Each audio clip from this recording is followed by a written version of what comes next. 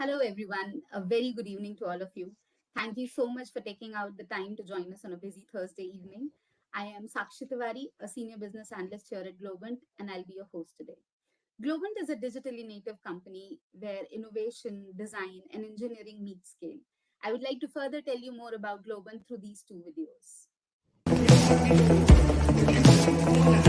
Now that I've lost everything to you, you say you want to start something new, and it's breaking my heart you're leaving. Baby, I'm leaving, but if you want to leave, then take good care. Hope you make a lot of nice friends out there, but just remember that a lot of bad everywhere. You know I've seen what the world can do, and it's breaking my heart in two.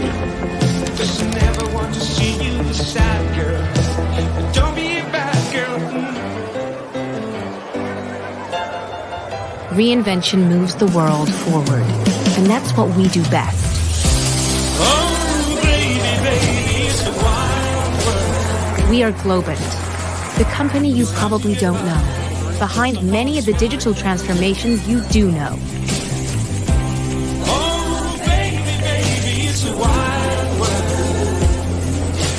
Globant. Seek reinvention. Across the world, companies have been challenged to remain in constant evolution, transform their culture and business models, rethink their customer experiences, and take advantage of new technologies such as artificial intelligence. Companies face the challenge to become augmented organizations. At Globant, we help pave the way towards this future. We work together with businesses around the world to define their way ahead and augment their capabilities to create new approaches for processes, products, and strategies.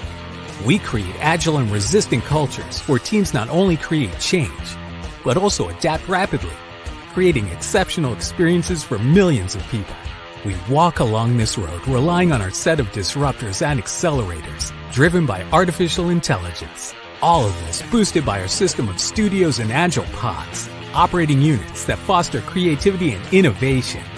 We are a native digital company focused on helping organizations rethink themselves and find their way forward through digital and cognitive transformation. The future is now, and it belongs to augmented organizations.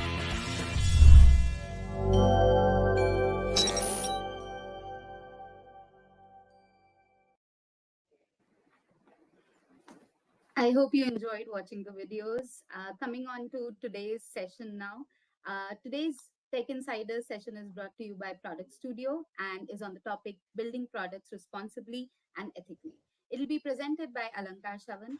Alankar is a senior business analyst with Globant and is an active contributor to the Product Studio. He does have a fairly long list of talents, but today we will get to learn how adopting to certain practices can improve how we build our products and also how we feel about them. Before I hand over to Alankar for the main presentation, I would like to request everyone to please feel free to post any questions that you may have in the chat tab that you can see on your screen, and we will try to answer them to the best of our ability as soon as we can. That's it about the introduction. Over to you, Alankar. Okay. Thank you so much, Sakshi, for the wonderful introduction. Really thank you for that. So now, without wasting any time, I would really like to jump on the topic I have for every one of you today. So the topic, right, as the title says, building product responsibly and ethically, right? I would just give you a background why I chose this topic.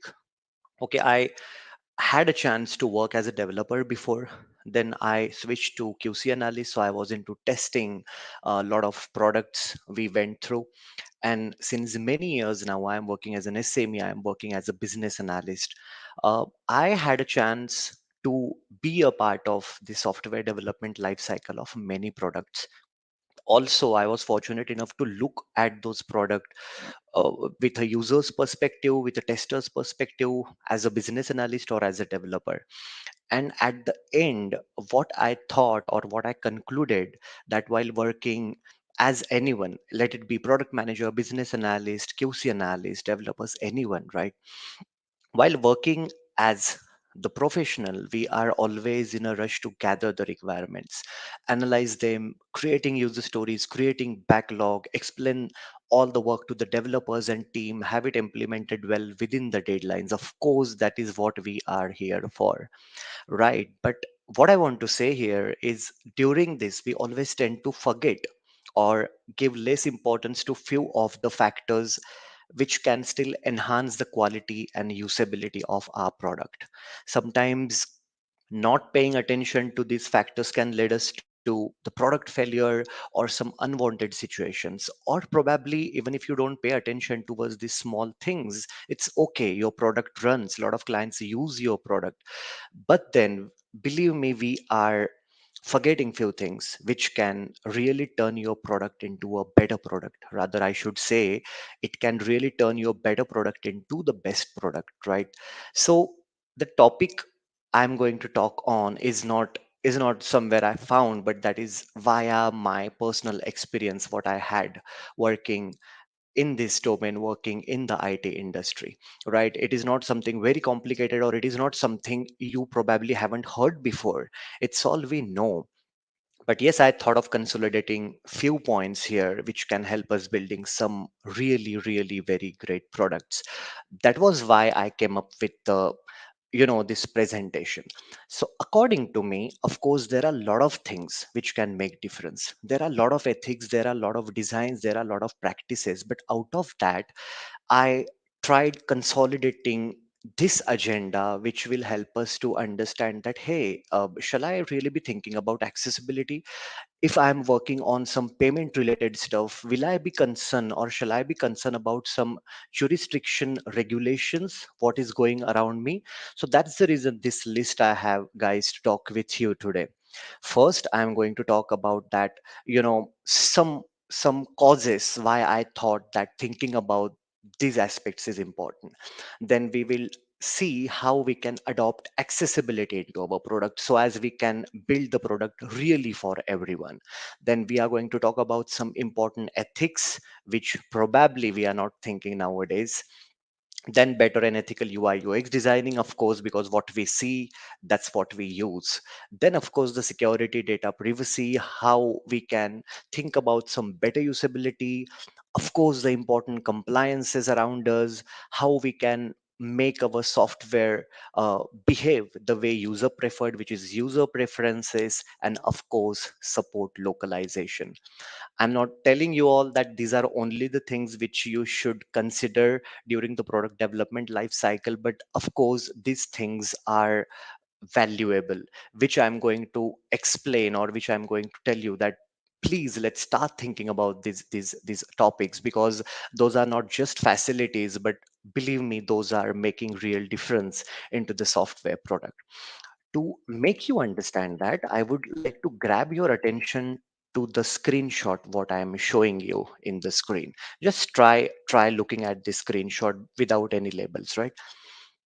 What is the first thought you get after looking at this screenshot? Believe me, when I saw this screenshot for the first time, I really thought that this is something, a kind of a complex system where I need to put some entries and a kind of a launch a rocket or something. It is that complicated, right? There are a lot of data fields, there are a lot of colors, there are a lot of tabs. Oh my god, this is very confusing. Okay, now why I am showing you this screenshot is, if you go to the next slide, a young girl was diagnosed with cancer and she died of toxicity and dehydration, right? Because what I showed you before, that is not a different software, but that is a charting software used by many of the hospital in US. And I'm not making up things. This is from the trustable source, which is O'Reilly's Tragic Design, a very good book available for better UI and UX designs, right? So what happened that when nurses were trying to fill the data related to one young girl, right, they were trying to make the entries related to her medicines and regular activities, but the nurses found this UI so distracted, trying to figure out the software, that ultimately, unfortunately, a girl had to lose her life. This is a serious concern, everyone, right? Because what can be or what caused these incidences, right? Was it a poor UI designing? According to me, probably yes, right? Out of many reasons why this incident occurred, I think that if this screen was developed in a better UI UX way, if nurses found this application very simple to use, probably we could have saved her life. That's why I told you that this is very important factor. Let's talk about some other factors. For example, if you see the second point, okay, LinkedIn suffered a data breach that compromised the personal informations of millions of user accounts. We all know this news, right? Was it because of the poor security mechanisms? Did the team did not encounter or did not think about some having solid security mechanisms? Again, very famous or rather infamous incident, I should be telling you, that in 2010 the personal data belonging to millions of Facebook users was collected without their consent by British consulting firm Cambridge, right? Predominantly which needs or which was further used for the political advertising. Now that's unethical, right? uh, Probably they or we or users did not think about having some solid integrated data sharing mechanisms. They were not able to protect the data. If they were able to protect, probably they were not capable enough to take users consent for using their data. A man also died after playing an online game for 19 hours straight, which literally contributed to the 11th version of WHO's International Statistical Classification of Diseases to include the gaming disorder. Believe me, guys, we are not talking about plague, or we are not talking about COVID. We are talking about a gaming disorder now. What if the game, or what if the games, fantastic games around us, are developed with little sensibility of not making it very addictive? So that's what, guys, that's what I want to tell you, that the security, the data sharing mechanism, UI UX, ethics, prioritization, these all are kind of a concept, but believe me, we need to think more on that in order to turn our product into better product. Now I will really start talking on the actual point with which we could do this. The very first point, everyone, I have accessibility, which means building product for everyone, right? You must have heard accessibility terms. Nowadays it is very common, right? So in order to tell you about accessibility, over 1 billion people roughly, which is 15% or 10 to 15% of world's population, have disability. So it's not just the train stations and office buildings that need to be accessible to all humans. While you can't cater the absolute every human being on the earth, but it is important to consider the needs of many, not just few. Disability is absolutely an ethical concern, everyone. We need to consider while building our product. Hence, it is important to think about how to make new interactive applications which are going to be available to everyone, right? Because accessibility is not only a fancy term or concept nowadays. Believe me, in many of the regions, in many of the countries, accessibility become has a legal compliance, not just an app feature. Somewhere on the earth, people are forced to build accessibility because that is a legal compliance. If you don't do that, you are going to be in a trouble, right? Many countries are having their own set of accessibility compliances, or companies failing to provide accessible digital solutions are liable to being sued for discrimination. For example, there are a lot of, but just to give you an example, European Accessibility Act, Argentinian Guide to Accessibility for Website of the National Public Sector, which also uses WCAG 1.0 as the required website accessibility standard, which we would be talking further, right? So the little boxes related to accessibility, what I'm trying to show you now, we will talk more on that one by one, right? Before that, nowadays we are more into web series, right? You have Netflix, you have Z5, everything, all the OTT platforms you have you used the audio description option, or have you used the subtitle description option? Let's talk about audio description. What Netflix or these OTT mediums does, they literally, there is an audio and they try to explain the entire scene to viewers. Now, for us, it is not an important feature because we are able to see, we are able to hear everything. But think from one's perspective who have some, they do not have capacity or they have some limitations in watching the things. Netflix describes them, the entire scene, the background music, the dialogues via audio description. Now, how amazing is that? On the other front, if we talk about subtitle descriptions, right, for the one who are having some limitations in hearing the things, who have some hearing limitations, don't you think reading the well described subtitles is the best way to understand the content and feel the same? Because it's not just us, it is everyone who deserve entertainment, right? And that is nothing but that is a kind of accessibility, right? You are creating a product and you are making that content accessible to all over the world without doing any kind of discrepancy, right? So what I want to tell you guys here, that when you are building a product, we need to analyze for whom we are making this product. And after doing that, there are a lot of ways to provide accessibility, and there are a lot of good content available on the web.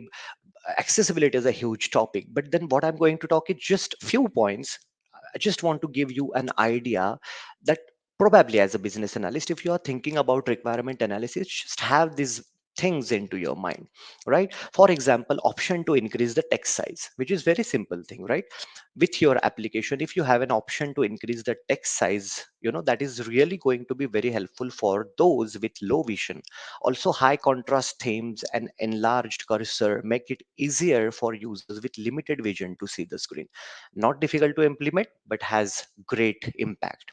Right. Then we have speech recognition features, which also allows user with limited mobility to control the computer with their voice. Day before yesterday, I was in the kitchen. I was making a tea.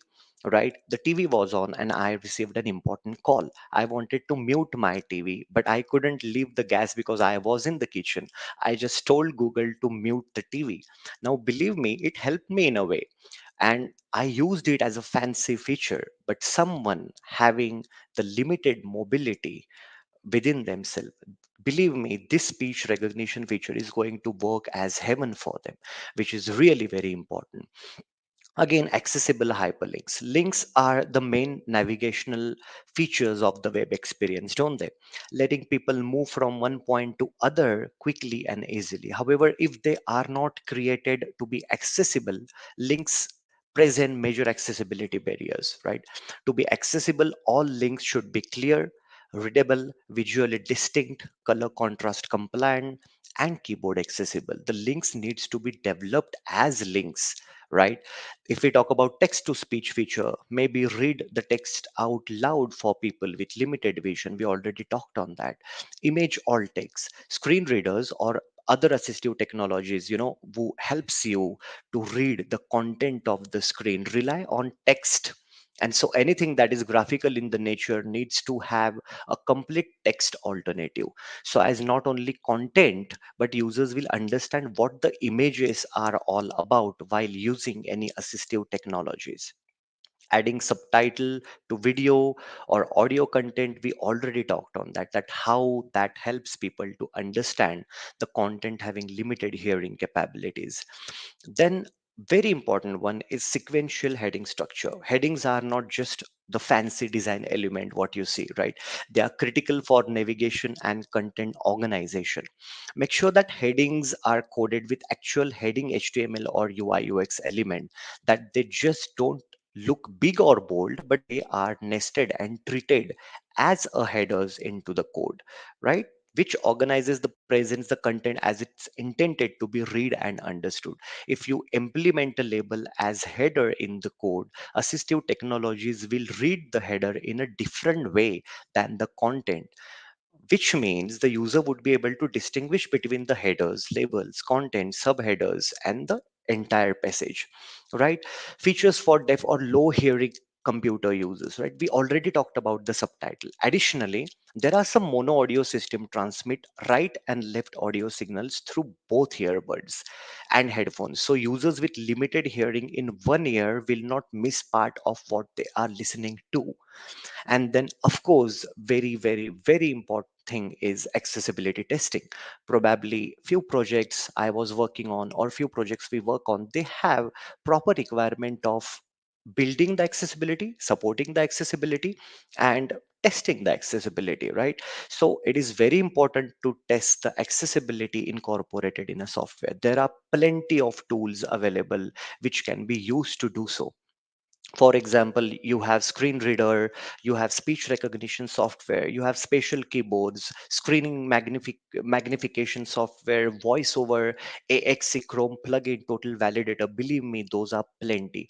I personally have used these accessibility testing tools, which I found very useful and also very easy to use, right? So this is what about the accessibility. And when I was talking about accessibility, I mentioned you related to WCAG, right? So what is WCAG basically? We all know this, but just to remind you, WCAG is a web content accessibility guidelines, which is treated as a benchmark for website accessibility, which is created by the World Wide Web. W3C following WCAG guidelines is the best and easiest way to make your website usable for all your customer, right? If I'm not wrong, currently the WCAG 2.0 standard is in the market, right? So when we are working on a project, when we are working on the product, we need to analyze that what is the product, what is its use, what is it's going to be the market, right? And based on all that analysis, there are different levels of the WCAG standards and accessibility, right? Do I want to support the minimum level of WCAG, which is A, which has near about 25 criterias, or I need to go further and I need to support the double A WCAG accessibility, which is medium in the terms of complexity. In addition, with the 25 earlier criterias, it has 13 more criterias. And then I guess the highest WCAG accessibility level we have is AAA, which has A, also has AA, and 23 more criterias, right? So at least thinking about these levels, thinking about the accessibility when you are building a product is going to make a difference, right? Just to tell you in short how accessibility works or how few websites have been supporting the accessibility wonderful, I have two examples for you. If you look at the extreme left corner of the BBC website, right, there is also an accessibility help link straight after.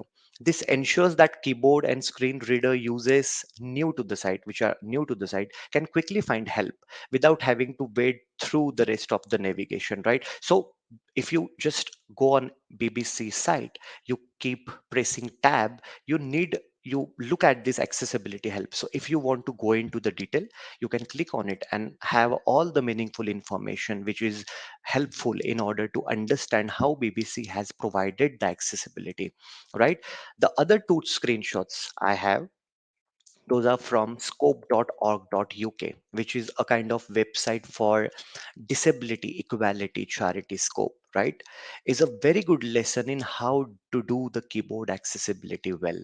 Check out the transition styles, guys. When tabbing between the element and the thick border on the focus indicator, that's so wonderful. The site is also a great example of how to achieve beautiful designs that meets accessibility requirement. You know, the thick yellow background behind every menu is telling you that where the control is. If you also look at the extreme right screenshot, try tabbing through the page. Observe the big skip to main content or skip to search banner that appears for the first tab, right? I just thought of listing out these few examples just to explain you that what is accessibility, how that can be achieved, how that can really benefit all the user, and different ways of embedding this accessibility into your application, right? And these two sites where just I found that these are very good if we want to learn more about accessibility or we want to have some innovative ideas to support the accessibility. So that's what I had related to the accessibility. Other than that, if you go to the next screen, right, there are some certain tools or there are some certain plugins available which can be used by developers or business analysts, or they can also be used by testers while actually testing the product, right? Because it will help them to test or analyze their product on the accessibility front. For example, there are some color contrast checker tools available into the market, right? What are those? You just need to enter the desired combination and the program or these tools will give you the result. Or if you work in, let's say, any of the prototyping tools, Figma or something like that, then you just need to install such plugins as contrast and stark.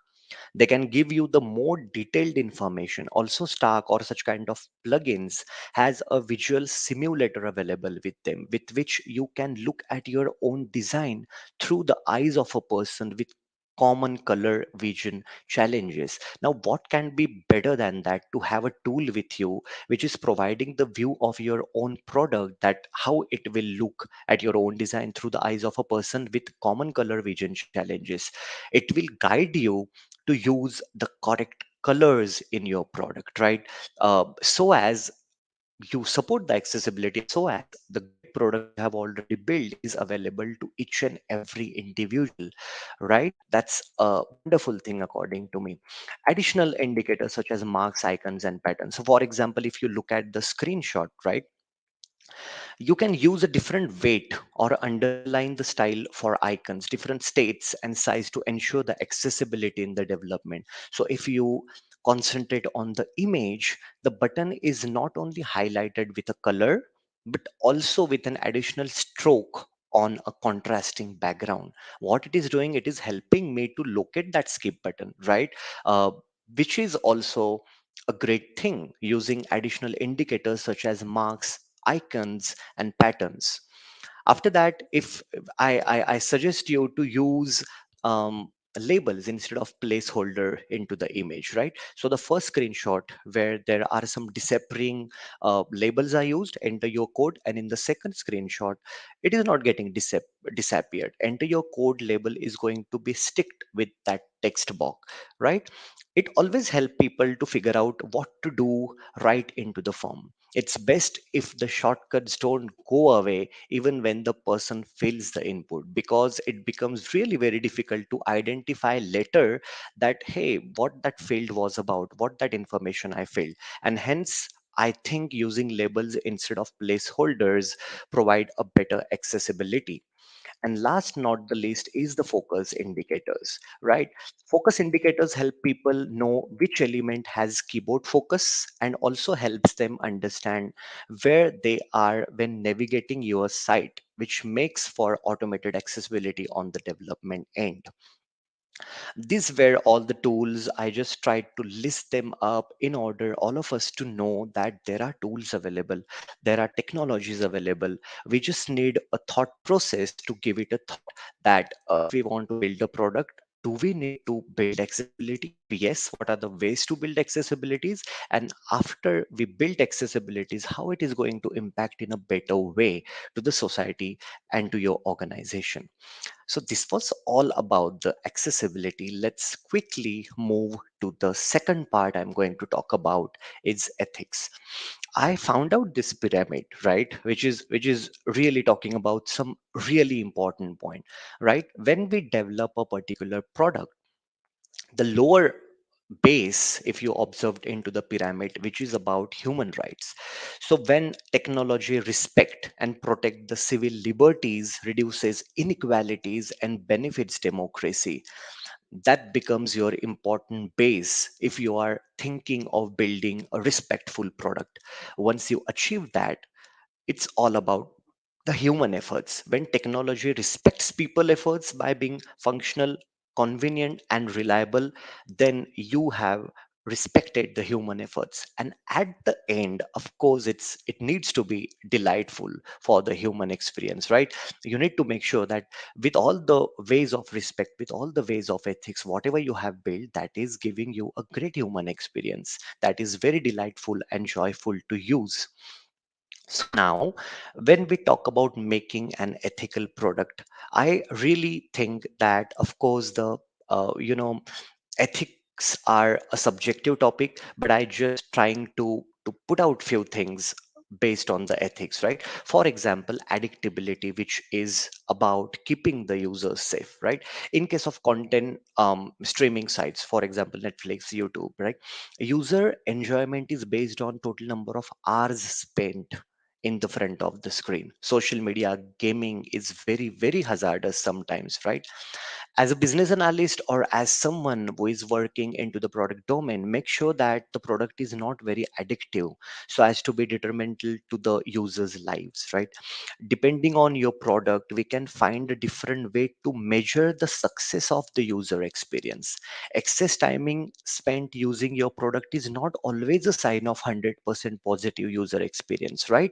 Talk to your users about what they get out of your product, what parts of it they enjoy the most, what part they find it irrelevant. Then use this information to work out what your KPIs should be, right? I'll give you an example. For example, if you are working on an application which is going to give good suggestions about the scholarships available to students, right? And many students are using that. Now, the success of that product shouldn't get measured by the total number of hours or total number of clicks students made on that application. But the success of that application should be measured in terms of the total number of relevant scholarships it provided to its user or to its student. And that's the reason behind measuring the success of the product by using how addictable it is not a good thing. We are really harming our users, don't you think so? And there are plenty of the ways in which many of the software have tried to be less addictive, right? For example, how we can do that simply, I can tell you simply: build a crack tracker, design a tracker that shows online time and intensity, just as steps and miles data trackers help you to be healthy, so to could a data crack tracker diminish your online cravings, right? Or for example, let's say you are developing a game, let's have a timer there, right? If you want to be more strict on the addictability front, timers that simply shut users down after 1, 2, 4, or 10 hours on a device could be a great design element. I bet many devices already have one buried deep into the software. Countdown clocks that show the minutes and hours to the end might also work, right? Because we are, with our amazing designs, with our amazing skills, we are trying to make products which are not going to cause harm to anyone by being addictable. The second point, what I thought of listing down here, is prioritizing features over impact. If the development team is measured on their rate of feature development, there is a high possibility that the ethics of a given implementation might not be in front of their mind, right? The business or BAs or someone at the business end must set the tone for ethical standards in a software, reflect ethics priorities throughout the software lifecycle from literally design to its operational part. Train your staff on ethical choices such as open source software licensing and use, right? We need to have, we need to have an environment where everyone knows what these ethics are, everyone knows the importance of these ethics, and they also are aware about the bad impact they are going to have if they break these ethics. Teach developers, architects, testers, other software team members about the data management practices that comply with regulations and customer expectations, right? Developers or testers might not follow news on the latest lawmaking actions in the jurisdictions where customers use their software, but the business must ensure that they are informed. I'm going to talk more on the compliances in my later slides, but just to have this notified to you. Then third point here, if we are talking about ethics, is algorithmic bias screen content. Reporting and research in recent years, believe me, illustrate how bias within software system can behave kind of racism against specific population, which creates lost opportunity, worsen the medical care, and increase the rate of all this racism. For example, there is a book, I guess the name is Race After Technology, where few concerns were raised about a case where team failed to include specific people voices in training AI speech recognition algorithm under the belief that those group of people or particular group of people are never going to use that application, right? If you don't know how the data that train your models was collected, under what conditions, then your models could accidentally keep going biases in their outputs. Executives, data scientists, and developer must create an organizational culture that establishes ethical guidelines and empowers individual at any level of the business to speak up if they see something problematic. We need to have this environment, guys, right? Where if after discussing a requirement, if I find that something is not going good, something is not going ethical, hey, is it really the way to build it? Are there any better ways to make it more accessible? There should be an environment where I should be able to speak this, right? Then if we talk about transparency, products often include users manipulation monetization methods. They use the data collection for corporate use and machine learning algorithms to enhance the application. For example, adding your banking details, taking feedback, surveys, and etc. Right? Transparency means what the users know and understand about the practices. Right? We need to take users' consent. Don't you think so? For example, if a particular update to your application is going to harm the device performance, you need to take user consent that hey, the update related to this, if you install this, there are going to be some side effects, and then let user decide that whether they want to update this or not. Because probably for someone the update matters the most, probably for someone the performance of their device matters the most, right? So that's the reason why I thought of including transparency as an ethical concern here. Then express concern when in dilemma. Of course, modern technology companies working culture should let team members come forward with the concern without fear and retaliation, right? And the last point here is the dark patterns, which is manipulation or just a design, right? Just consider this is a very interesting facts of dark patterns. We do not understand sometimes that when we are end up using these dark patterns which are not so ethical to use. If you see the screenshot at the end, there is a kind of cell going on, right? I found it on web. There is a kind of cell going on there, and they are trying to tell user that hey, there is 50% of all on your entire order. Do you want to get in? That's okay. If no, there is not a cancel button. What they have written there is no thanks, I am not into savings, which is kind of hurtful, right? As a normal user, if I do not want to go or opt out for this cell, they don't have a cancel button. But what they are telling me that Alankar, probably you are not into savings. No man, I do savings. What are they intelligently doing? They are using a kind of dark pattern, right? What are dark patterns is an element of manipulative interface designed to trick user into taking actions that they might not have done freely. For example, I did not wanted to go into this cell, but the design somehow tricked me to go for this cell because I consider that I am a man who saves a lot. That's what they intelligently manipulated my decision to opt out for a facility or not. And that is a kind of dark patterns, guys, I'm talking here. So we need to be very sure that we are not using this kind of dark patterns, right? There are a lot of dark patterns. For example, fake FOMOs. Pop up telling users that something is about to sell out when reality there is more enough for everyone. We know about the mobile sales and etc. Right? Confirm shaming, right? Probably the website uses emotive languages to make it seem like an undesired action by the company is wrong. For example, unsubscribing button to a job portal saying that no, I don't care about my career, right? Which is not a good thing. Items being placed into your shopping basket without your knowledge. Email system requires a login to unsubscribe successful screens that are actually still asking users if they wish to unsubscribe in a very small lettering and intentionally confusing wording so the user is unsure which option agrees to the action and which option cancels it, right? So this this is what I wanted to talk on the ethics, everyone. We probably need to be more attentive when we are developing someone, because that might hurt someone.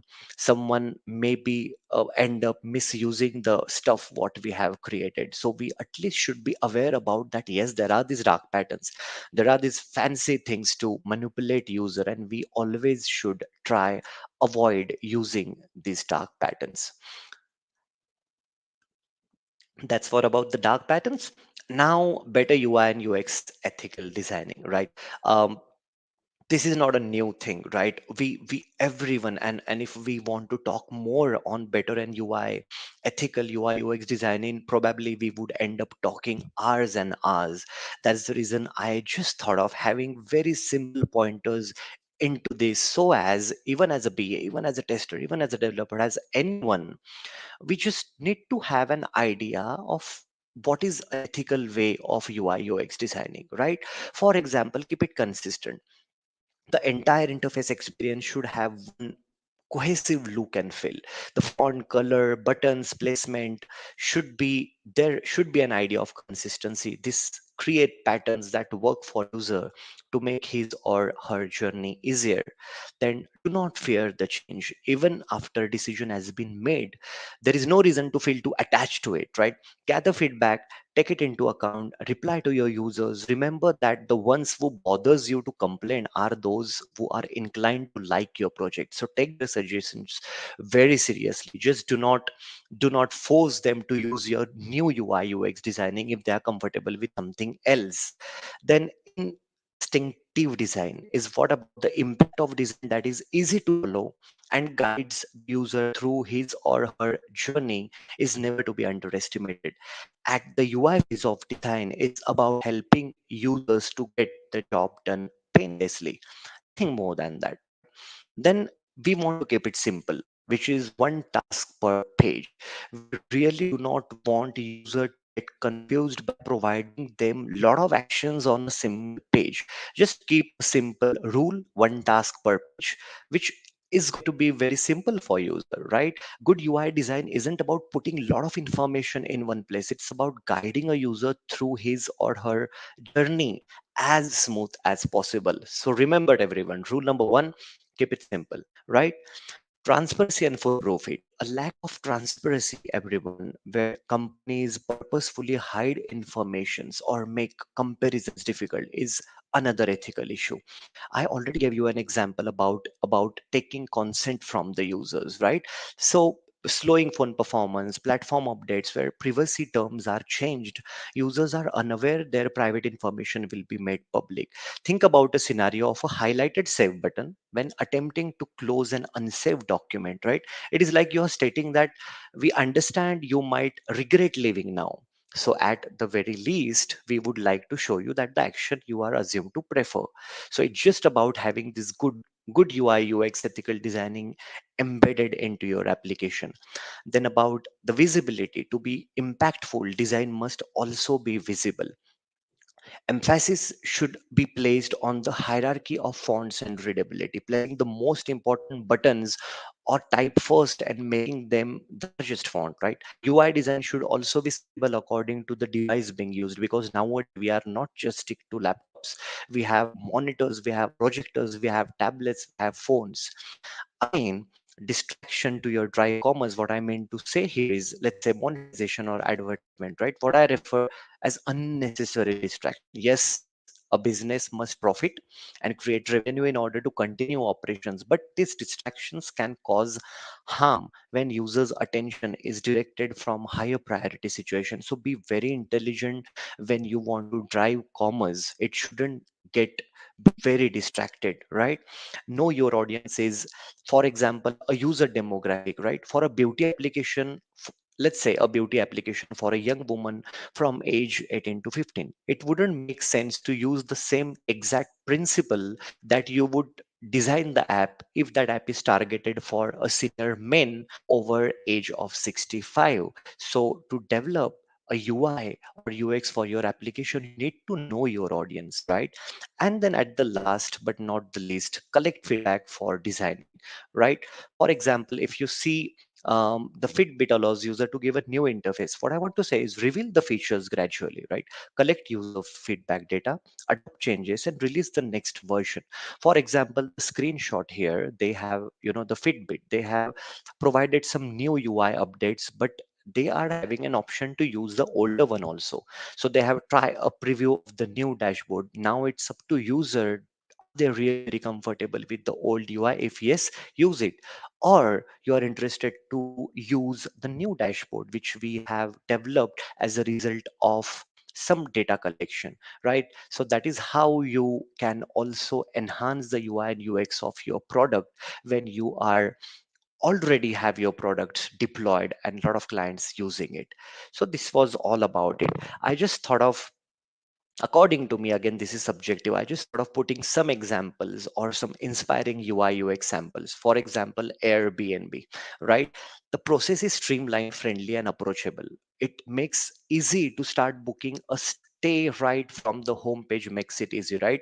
You are on the air BNB page, and the homepage exactly tells you why you are here for.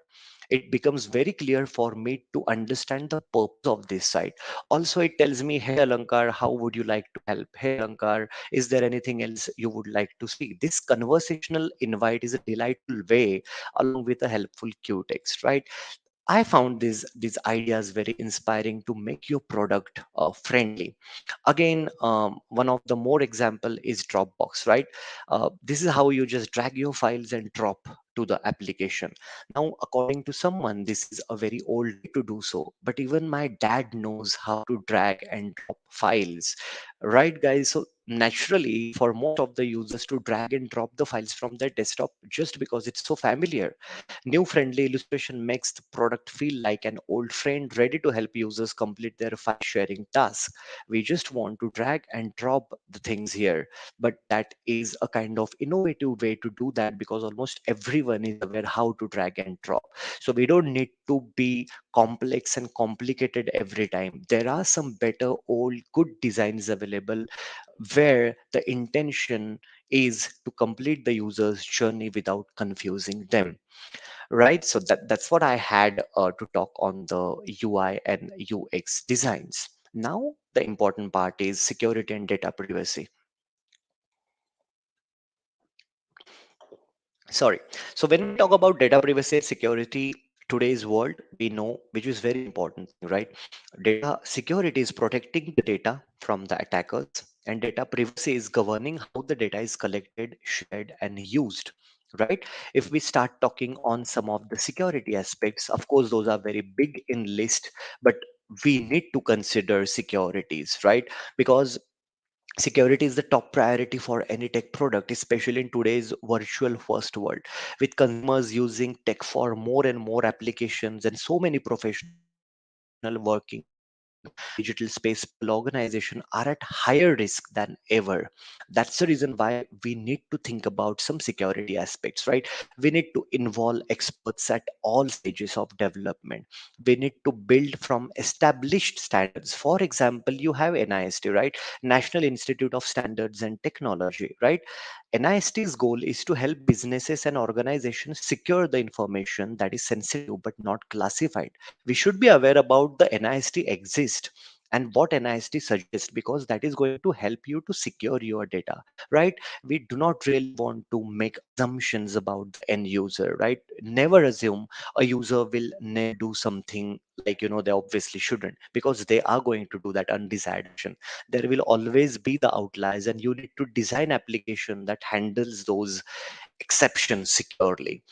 We need to decrease the attack surface as far as possible, having sensible defaults, reducing the complexity of configuration, and sometimes even removing unnecessarily user input primitives helps you to secure your product, right? And of course, test security during your development, include in-app protections, right? For example, white source third party security tools, right?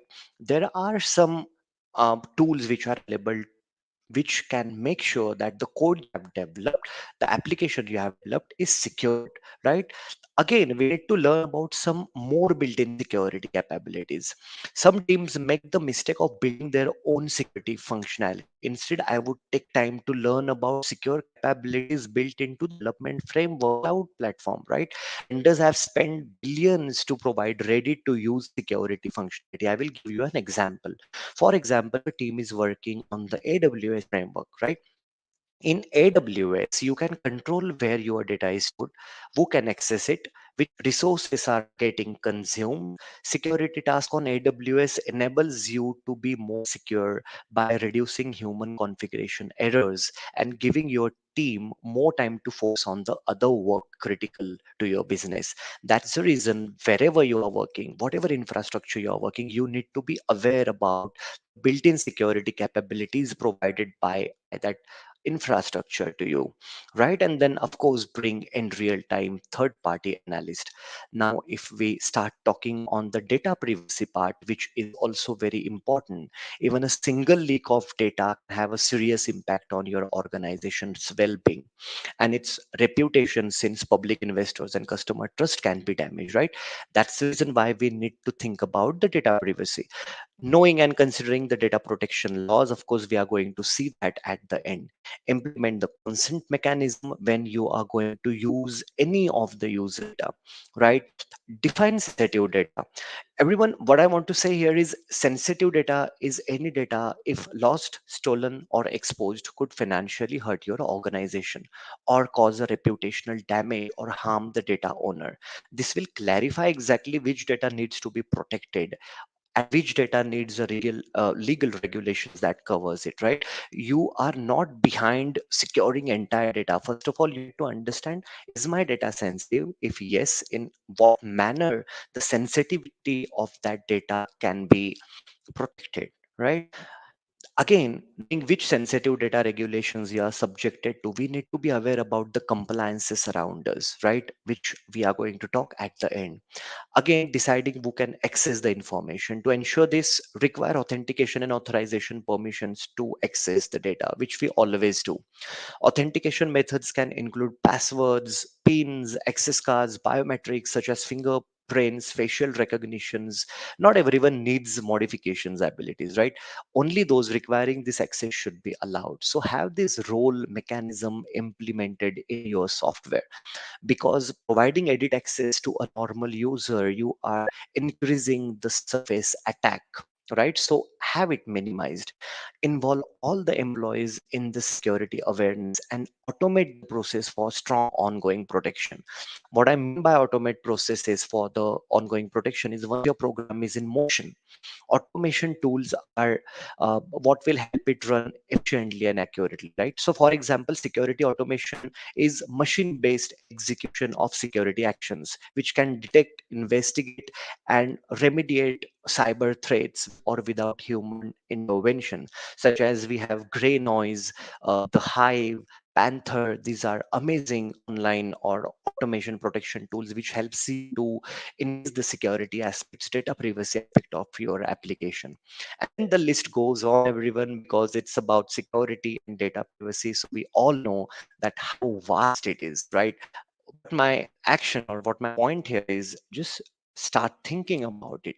When I'm going to deal with sensitive data, as someone responsible, I should be aware about the security and data privacy policies, or I should be the person who gets these assets into the development life cycle. And hey, we need to build security. Hey, I need to worry about data privacy, right? That's other than that, the better usability, right? Which is again, we all know currently we have become impatient, right? Everyone, if the software is difficult to use, if I get lost website, if information is too hard to read and understand, or even a home page, the first page of your application fails to state what users can do on the site, at least I leave that site. And I'm very sure many of you all also do the same thing, because we do not have time.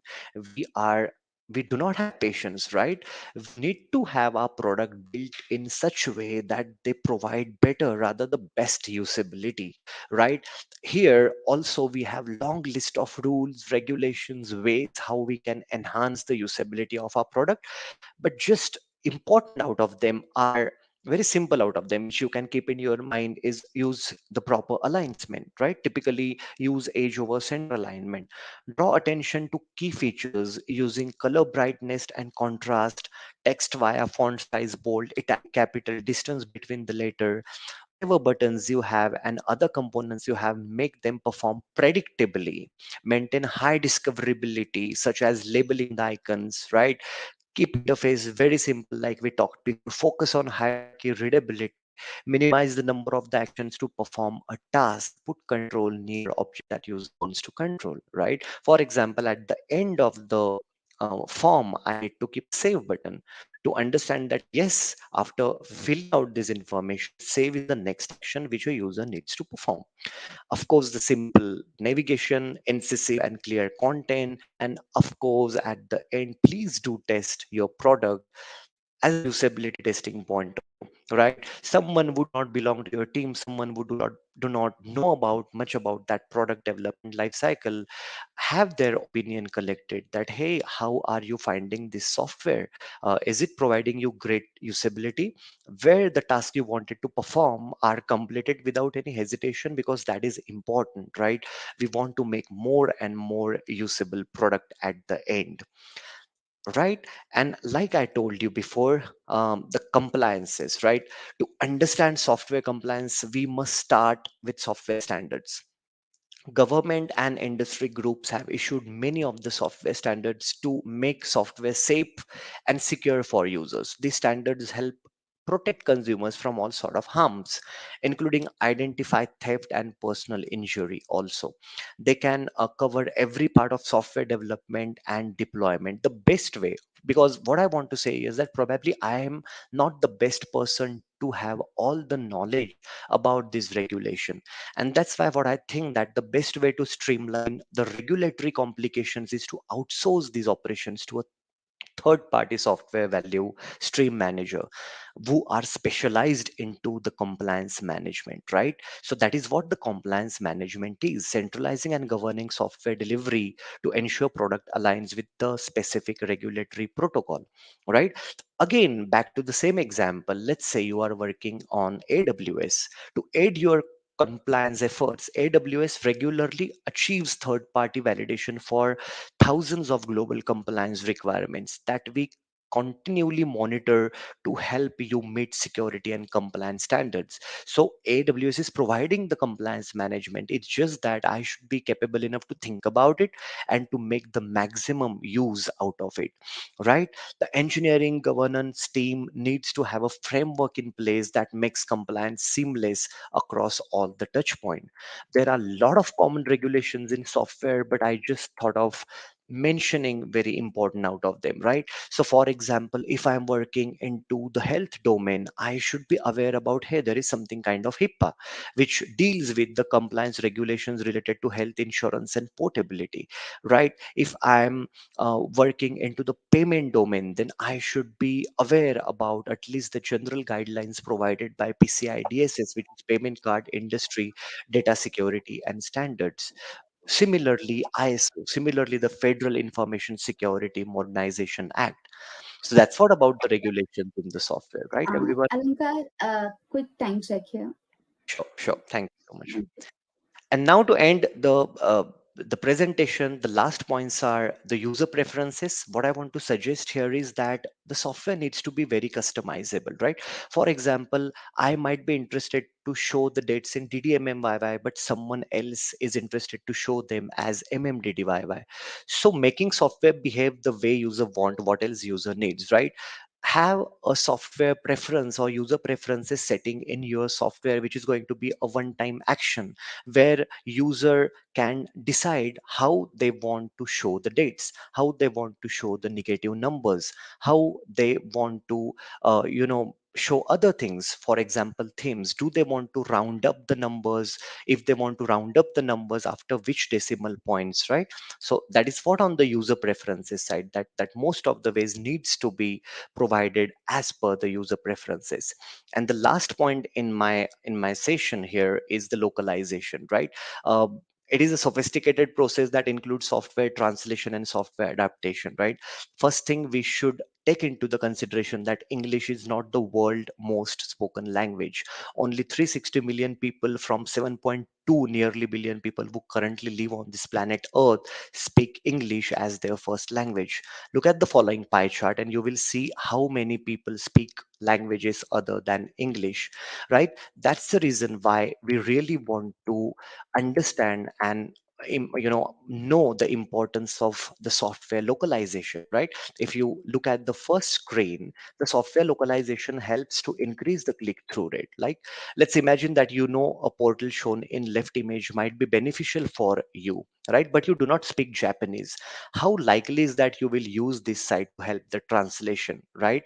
The chances that you will decide that this platform looks too complicated and it is not even worth trying to, you will literally leave this platform, right? So if you don't want to scare global customers away, you should localize your software. And at the end, it also helps to enhance the user experience. If you look at the right side screenshots, right, it is important to localize the content, not software, right? Many people believes that it is important to localize the content, not software. However, it is not the case. If you want to enhance the user experience, then software localization is must, right? Can you read and understand everything written on this page at the right side? Well, no, you can read the article in Thai, but since you do not speak English, you can only guess what all these English words mean. It will be challenging for you to navigate this site, won't it? So as you can see, poor localization is a real problem that affects the user experience. So make sure that you invest in both content and software localization, right? So this is how I would like to conclude, everyone. This is not the only list we need to think about, but I just thought of having these points mentioned here. Consider the needs of many by accessibility. Do not forget to be ethically correct during all the phases. Have some great UI UX implemented. Minimize the cyber attacks and protecting the data. Have higher usability into your products. Always worry and be concerned about the software standards regulation, be highly customizable, and be accessible in all the required languages. I think that if we start thinking or start giving a much more importance to these aspects, we will be end up producing a lot of beneficial product. Because being in the software industry, I think we have a kind of moral responsibility to create better products which are not going to hurt anyone, which are not going to harm society, but it is only going to benefit each and every human being staying on this planet.